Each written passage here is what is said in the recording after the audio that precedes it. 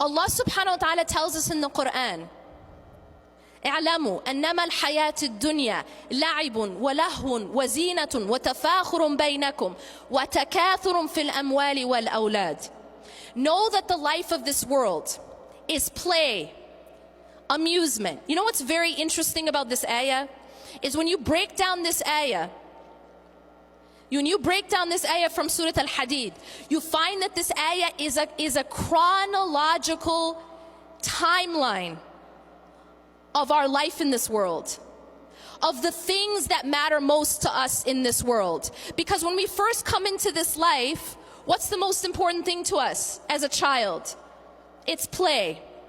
If you want to get a present for a little child and you drop $1,000 on a Armani suit, they're really not going to care. But if you spend 50 cents on a rattle, they'll be happy. And this is because what matters most when you first come into this dunya is just, I want to play. لعب. اعلموا أنما الحياة الدنيا لعب ولهو. And then you get a little bit older and now you're kind of like in late elementary, middle school. And now the most important thing to you, anyone who has people in that age, any children in that age group, what's their favorite thing to say? I'm bored. And the reason for that is because at that age, they want to be entertained, constantly stimulated and entertained. And that's because at that point, the most important thing to them is entertainment, amusement. This is called lahu in the Quran. And Allah says, after la'ib, He says lahu. La'ibun wa lahun wa zina. Then you get a little bit older. And what is hubb ad-dunya about when you're in high school?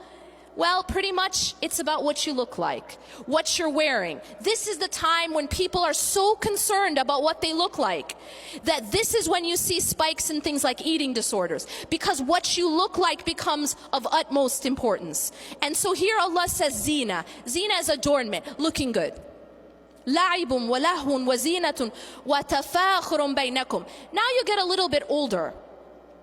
And now it's not so much about your rattles and your video games or even your brand names. Now it's about proving yourself.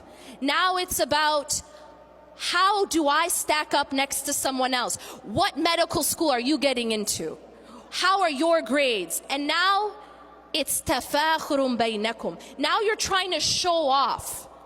You're trying to compete. Then you get established. You get a big house, nice car, and children. And now what is it? وَتَكَاثُرٌ فِي الْأَمْوَالِ وَالْأَوْلَادِ. Now it's about getting a lot or competing in the accumulation with regards to money and your children.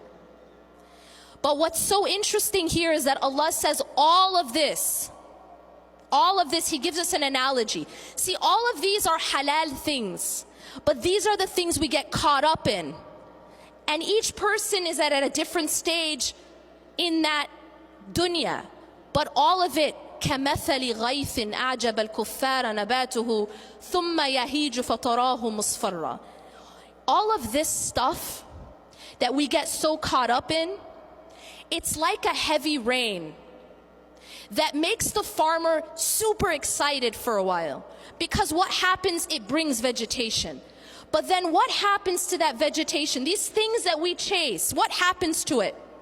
It starts to crumble, becomes dry and yellow, and then it just becomes nothing. Allah subhanahu wa ta'ala is teaching us that the life of this world isn't meant to be chased. It isn't meant to be loved in that way. And when you take hubb ad-dunya and you fill your heart with it, it actually causes all types of other spiritual diseases. The second disease, which also actually comes out of hubb ad-dunya, is the disease of envy. The disease of envy is destroying our body as an ummah. And now we have social media, right? So that we can really express this disease. And the reason why we have the disease of envy is because we have lost focus of what matters most. And so our competitions and our comparisons are all about dunya. What does that person look like? What is that person wearing? What kind of car do they have? What kind of house do they have?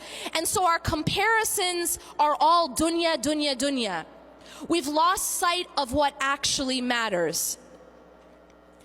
And what is the cure for these diseases? Well, the first disease of hubb ad-dunya. The disease of hubb ad-dunya is to refocus on the final home. I mentioned this earlier. Every single one of us are moving. And anyone who's ever moved before knows that in order to move, you have to furnish the home you're moving to. You have to prepare it. Every single person is moving into their grave. And that's without a shadow of a doubt. But the question is, have you furnished that home? Some of us are going to get to that home and it's going to have no furniture. Some of us are going to get to that home and in fact it's going to have been burnt down. And so the question becomes not whether or not we're moving, it's how does our home look once we get there? And so the cure to hubb ad-dunya is what Allah subhanahu wa ta'ala says, Ya ayyuha alladhina amanu taqullaha wal tandur nafsum ma qaddamat lighad wattaqullah. O you who have believed, have taqwa of Allah, be conscious of Allah, and let everyone know, let everyone be aware of what they're putting forth for tomorrow.